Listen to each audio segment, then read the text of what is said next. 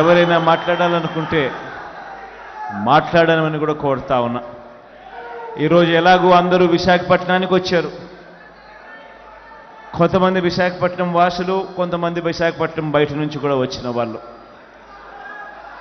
ఈరోజు ఈ సిటీని చూస్తూ ఉన్నారు కదా, ఈ సిటీ ఆఫ్ డెస్టినీ అని. ఈ సిటీ ఆఫ్ డెస్టినీ అనేది రేపొద్దున ఆంధ్ర రాష్ట్ర డెస్టినీ అవుతుంది అనేది మాత్రం